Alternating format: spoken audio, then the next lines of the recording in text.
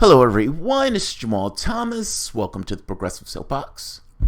This one is not going to be all that long. I know I say that all the time and end up 3 hours later and people joke me for it. I think I'm going to put that on a t-shirt.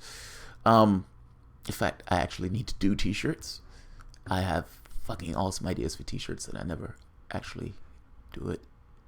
My wife doesn't. That's why I always check my sound. Always check your sound.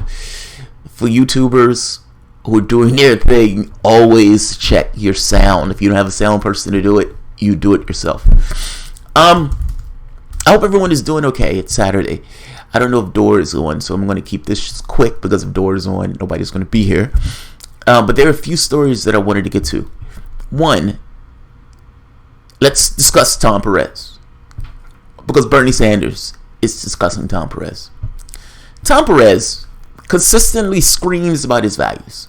Anytime you see Tom Perez and there's a microphone in the face of Tom Perez is going to be telling you something about his values. Now, he never really explains what those values are per se. He always usually just talks about his values in these grand, sweeping, general, esoteric terms. My values this, my values that. Go all the way back from the time Tom Perez won the DNC chair, even before. Immediately after the election, broken Democrats, angry at the world, angry at blades of grass and unicorns in the sky because Hillary Clinton lost the election, and Sanders supporters angry at the very real fact that that same Democratic Party cheated Bernie Sanders. Tom Perez, the dark horse, the stalking horse in the race, put there by elements of that wing of the party, not even wanting to be there, oftentimes looking like a man looking for the exit, but there nonetheless, knowing more likely than not that he was going to win, that all of it was a farce. And he would go, and in one stage after the next, as he was in this contest, screaming about his values when nobody knew what those values were. Immediately moved from the point where he was screaming about his values to the point where he actually gets the DNC chair, and once again continues to scream at the top of his lungs about his values. And fast forward to after he gets the DNC chair, still screaming about his values. The same Tom Perez that was screaming about his values was told by one rapist, Bill Clinton, to keep the Bernie Sanders supporters from taking the party. Keep them out. Bar the door. You're our guy. The same Tom Perez sent a letter to Hillary Clinton's camp telling them, use Bernie Sanders' race against the same Bernie Sanders. Go after him. Tar him as the white candidate. So that Tom Perez, who screamed about his values, who said use Bernie Sanders as being white to attack that same Bernie Sanders, told C-SPAN the following. This is about a 3-minute clip. Tom Perez is asked about what the DCCC did.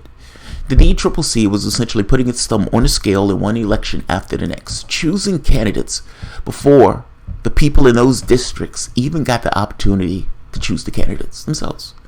They would put their support behind the person who they wanted, their workable point of view of the world. These people lost 1,100 seats. 1,100 seats. And despite having that much failure, that much loss, they still say, we are the ones who know best. We want this guy. And sit their thumb on the scale. Tom Perez is being asked whether or not that's something that's a good thing or bad thing for a Democratic Party that lost 1,100 seats, that lost the House, the Senate, the Supreme Court, and lost the presidency to reality show hosts. If a party that presided over that much failure, that much loss, that much heartbreak, that much of a shattering, should they themselves be able to put their weight and force behind people in districts, even when the districts themselves haven't chosen? Should the Democratic Party choose the candidates, or should the public itself choose? This is what one Tom Perez had to say.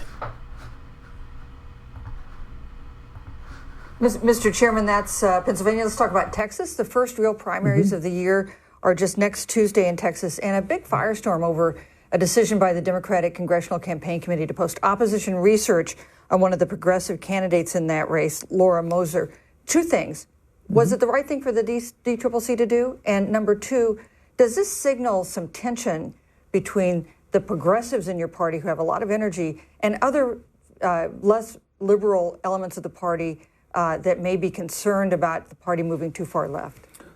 Well, you know, we've been able to win elections because... The first question is, sure. Was that the right thing for the DCCC to do? Well, I wouldn't have done it. And I wouldn't have done it because I think we're at our best as Democrats, you know, when we talk about the issues. When we do what we did in Virginia, you know, Tom Perriello and Ralph Northam had a spirited campaign. They talked about the issues.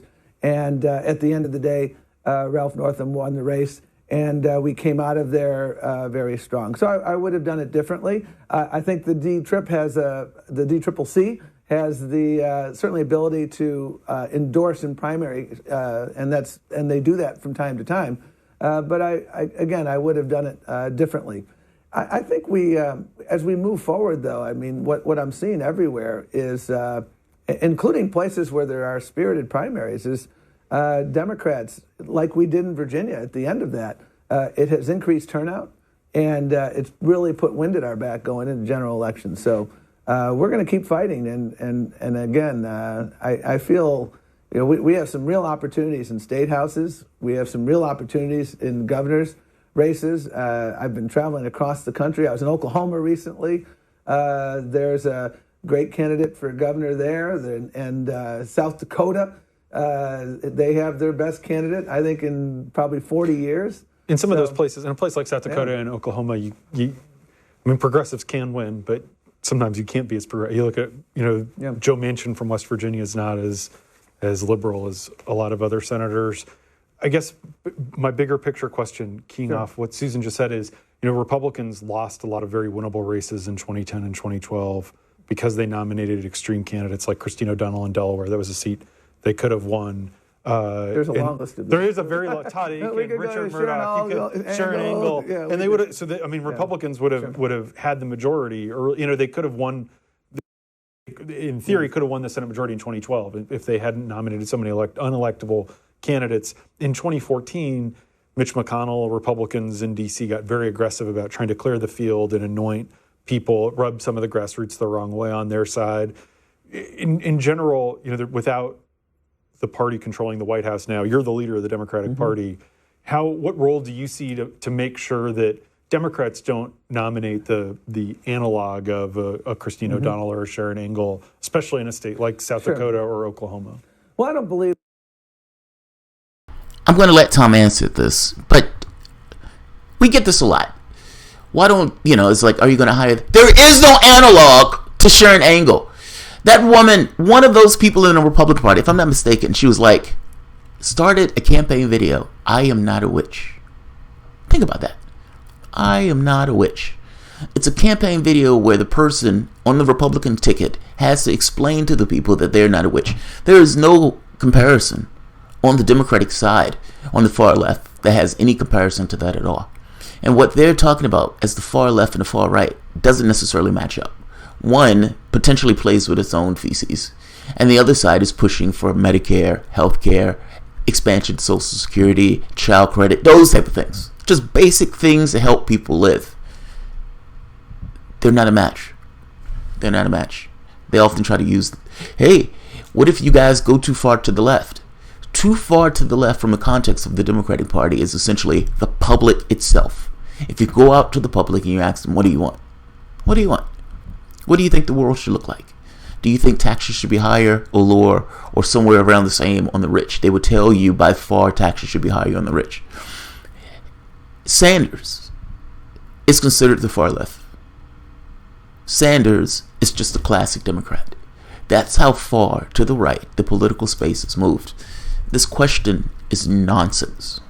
This question is nonsense. Asked by a guy in a tight suit.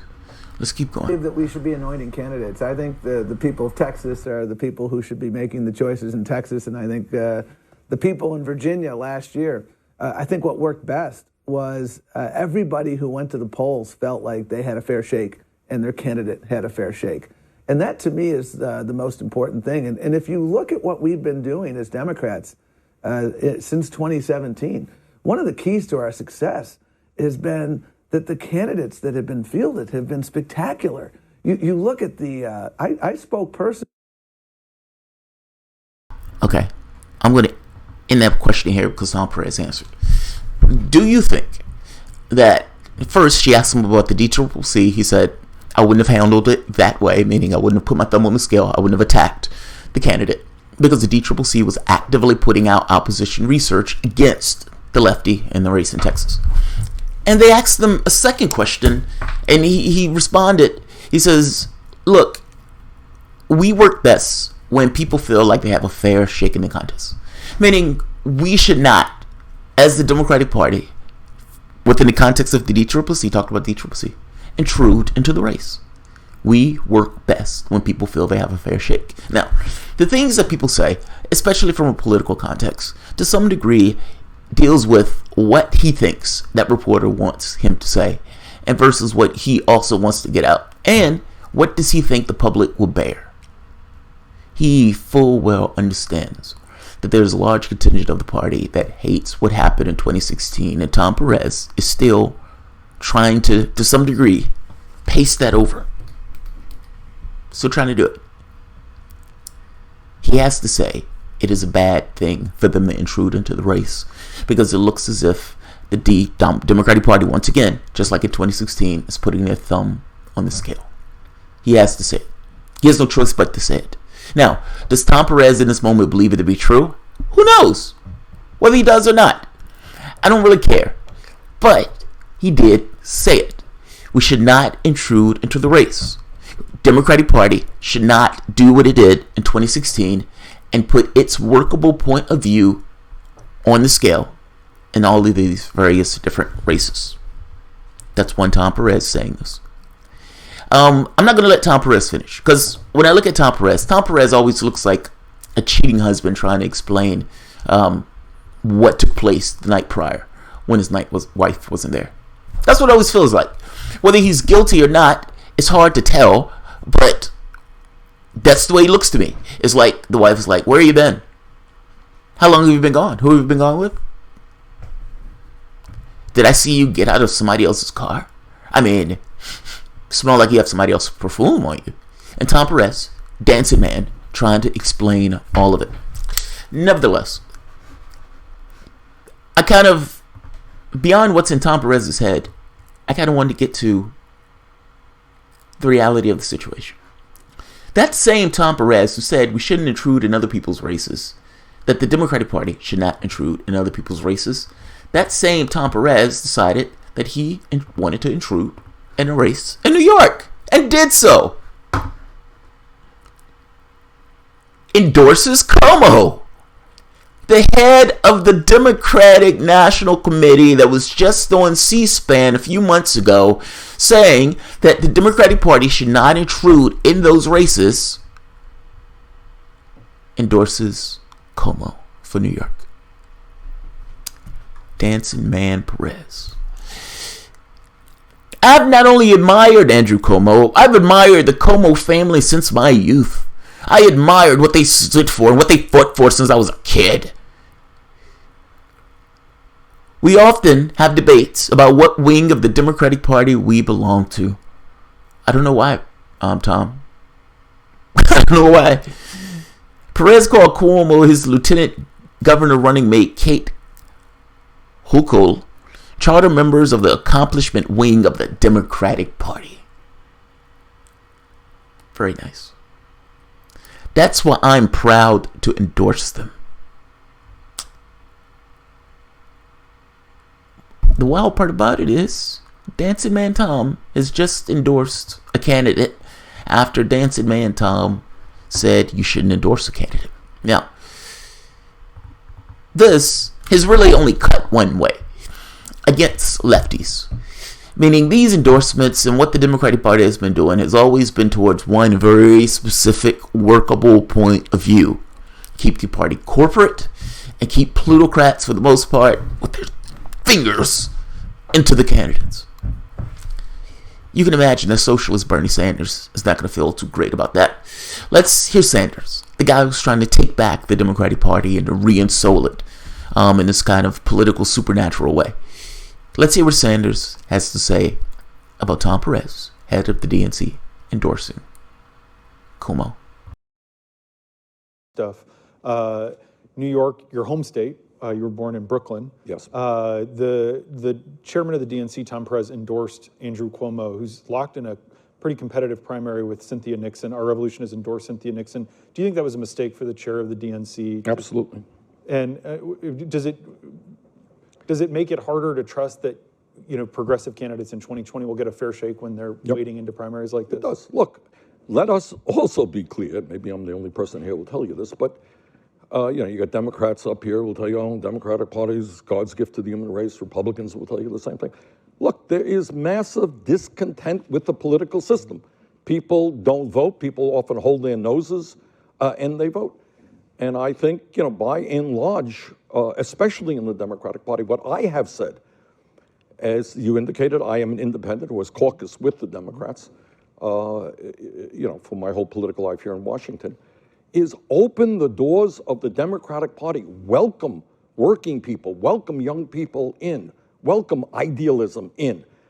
So when you have the head of the DNC, and I've worked okay with Perez on some areas, and I'll mention that in a moment, but to endorse one candidate over the other is not what the chair of the DNC should be doing. Now, one of the areas that we have worked on, we will see what happens, man, and this will be a very big deal. Right now, as you know, when I ran, you had many super delegates, almost all of whom ended up supporting Hillary Clinton. And I think there is a widespread understanding that's just not right. And in fact, you had super delegates voting for Clinton in states that I won pretty handsomely. Right. And I think there is a general feeling that that does not make a lot of sense. And now there is agreement among Tom Perez and a lot of the Clinton people, as well as our people, who came together and what Clinton and I formed what we called a Democratic Unity Reform Committee, to say that we should substantially reduce the number of superdelegates, actually by about 70%. Some people think we should eliminate them all, and I could certainly support that. Will that happen? Well, we will see. Pay attention to that. Right.